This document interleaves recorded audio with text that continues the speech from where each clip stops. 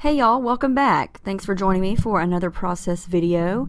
This one's for the Hip Kit Club, and it's for the layout that I made for our National Scrapbooking Day crop that's been going on all weekend. And my challenge is to use acrylic paints on your layout. And I'm using the 2015 April kits for this. And I'm just going through all of the papers and embellishments that I think I might use. I don't wind up using all of it, but I really like the colors of the gray, the light teal green color, and the pink. So I'm going to start off with the gray paper from American Crafts as my main background, and I'm going to incorporate some of that teal cardstock. And I just rip a big piece of it off, and now I'm going to start in with my paints. Now I have a big collection of these little cheap bottles of acrylic paints. I think they're anywhere from 59 cents to 99 cents a bottle that I've collected, over the last couple years. Some of them are really old. I have lots of colors, and some of them are almost empty, and sometimes when you open the lid, it's kind of dry and hard to get it out, like I'm having trouble with that blue in there. But I'm mixing up a pink color, a teal color, and a gray color, and I'm trying to get them to match all these embellishments as closely as I can. And they actually match better in person than they do on this screen. They don't really look like a perfect match, but they look really good in person. So I'm using those 3 pictures of Reese, and they're just random pictures of her looking cute one day. And I cut them out, and I did a little tracing there with the pencil so I could see where my paint needs to go. And I'm just taking a credit card or a gift card of some sort, and I'm just using that to make a mess. And that's the fun part of using paint, is you get to make a mess. And so I'm just dipping the corner of it into that paint and smudging it on the paper. And it looks really bold and messy right now, but as I go through the phase like I usually do and say, this is a hot mess, I have totally messed this up. But it winds up looking better the more I do to it. So just bear with me if you're thinking, oh, this is way too messy, I don't want to do it. It's really fun to get messy. And the good thing about get messy is you can just cover it up or add something to it or add some gesso to it or add some more paint to it. So it's not so nice and neat that if you do mess up, it's not a big deal because it's meant to be messy, if that makes any sense. So I'm adding some vellum behind my pictures, and I'm just playing around with some of the papers and embellishments, and I didn't really know what I was going to use yet. So I just kind of played around with it, and I cut a lot of that out because I was hem-hawing around for a long time, and it took me forever, and I was getting frustrated because nothing that I was picking was looking right to me. So I finally settled on a couple of these American Crafts 6x6 papers, and this is a point where I thought, what did you just do? This is so tacky. I just stuck my finger in the gray paint and added some of it to this paper, and my thought process behind this was I wanted a darker color behind that layer, or as part of that layer, so it would stand out and not blend in so much. So that paper by itself looks just like a splotchy paint mess of color, but once you add it into your layers like I have there, it's much better. But when I first saw it, I don't know what I was thinking. You stick your finger in acrylic paint, and it's not going to blend in like a gelato, and it's not going to blend in like gesso. It's pretty much there. It doesn't blend very well. And I guess I was thinking, oh, this will blend nicely. And the paint doesn't blend. I mean, the paint goes on, and that's how it is. So I took the teal color or seafoam green, whatever color you want to call that. And it's a little bit darker than the cardstock. So I just once again dipped the corner of my card into it and added some darker smudges there. And still at this point, when I was making this layout, I was getting very frustrated, and I almost chunked it in the garbage can because I was not too thrilled with it at the time. But I always challenge myself, no, keep working at it, make yourself like it. And eventually I do. So I added some gray underneath the teal cardstock, and you know, it still looks kind of like a hot mess. And to me, when I looked at it, I thought it's too bold and too in your face. I don't know how to describe the way I was feeling when I saw it. So I got out my gesso and sort of just rubbed it over the paint to kind of soften it a little bit. And it looks more bold now on this screen than it did in person, because the white really softened it up a little bit and didn't made it look less harsh, like the lines. I guess I haven't used paint in so long. I'm used to gelatos and paints and things, and blending it is a lot easier. Whereas these paints, they don't blend as easy or as easily. So it was a challenge, and it was just a change because, like I said, I've used paints before. It's just been a while, and I forgot how bold they are. And they, they just don't blend that well. And that's okay. It's just a whole different look. So now I had the idea of using the little stencil, the little circle stencil that we got in the March kits, and dipping my finger in white acrylic paint. And I wanted some white circles. But as you can see, it didn't work as well as I thought it would. But this was an experiment. And so I just decided to make little white smudges here and there, because that's basically what this wound up being. Little circles didn't show up as well as I thought. But, this is just my background, and I wind up adding lots to it. So never fear. It will be salvaged.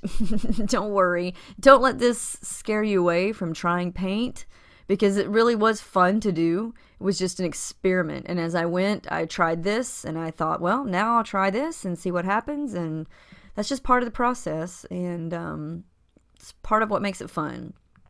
So I grabbed some of my distressed inks there, and I think that's Sponge Sugar. It's a light pink, and the bigger circle stencil, and I'm just randomly going and adding some subtle pink circles to bring in more of that pink, since I only have pink at the top. I do wind up coming back into the bottom layer and adding some more of the pink paint. So I did some stitching because I kind of gave up at this point and didn't know what to do next, so I went ahead and added some stitching in there. Now I want to use some stamps, and those are the L Studio stamps that came in the color kit. I think it was the color kit. And I'm using the row of diamonds, and those are super cute. And these stamps go on really nicely. You know, sometimes stamps are sticky and they stick to the paper when you pull them up, but these are really, really nice. And I love the effect that made. So I add a couple more little rows of stamps, and I keep stamping it each time to fade it out, so it looks like it gets lighter and lighter as I stamp it, and I like that effect. I think that looks cool. One good thing about these acrylic paints, and when you use a card like this to smudge it, it dries super fast, so you don't have to sit there and put a heat gun to it. You don't have to sit and wait. It dries really quick. So here's where I took the pink and added some down here at the bottom, because I just felt like the bottom was lacking in something bright. And I have been wanting to use these numbers for a while, and I vowed to not let them sit there like I did that poor camera from my March kits that's still waiting for me to be used, or still waiting for me to use it. So I pulled out these numbers, and I thought, I'm going to use every single one of them. And so that's what I did, and I liked the way that they wrapped around the photo cluster, and I did stitch through them, and I had myself a little meltdown here off camera with that frame. I wound up cutting part of it out so I could fit it behind the pictures, because with my pop dots back there, that frame was not going back there. So I cut it, and it worked out. I stapled it because it was getting bent, mainly because I was getting bent out of shape trying to make it fit. And yeah, I cut out my tantrum. I've really got to watch myself having tantrums while scrapbooking, because that just should not happen. But I had a tantrum. I admit it. So I'm going through the chipboard pieces that were on the same sheet as those numbers, and just adding some little pieces here and there. Added the gold arrow and the black arrow. And now I want to add a little something down here to the bottom right. And so I want to echo some of the papers that I used behind the pictures. So I just tear and cut a couple of different strips there, and I really didn't have an idea in mind. I just wanted to put something down there. So I used my trusty smudgy finger technique and add some darker spots to that pattern paper, and then add my adhesive and stick these little strips down. And going to add in some more of the chipboard pieces, but I want to pop this one up again just like I did the black arrow. So I add some foam dots there and pop that up. And this was another phase where I thought, I know I'm not finished, but I don't know what to do next, so I'm going to add in some Heidi Swapp Color Shine in black. And of course, I always have to drip a smudge that does not make it into the shape of a circle. And why does that bug me? I don't know. It just does. So I had to make it a complete circle manually. I decided to play off of those numbers, and I'm going to make my title say Smitten with Your Smiles. And I really should have made it say Smitten with All of Your Smiles, since the numbers are there, meaning, you know, there's an unlimited amount of smiles that I'm smitten with. But it didn't happen, and then I just decided, you know what, it's fine.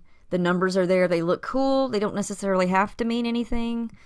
I like the colors, and I like the fact that they're big, and they give some interest to the middle of the page there. And I wanted to mix and match my alphas in the title, and I used 4 different ones.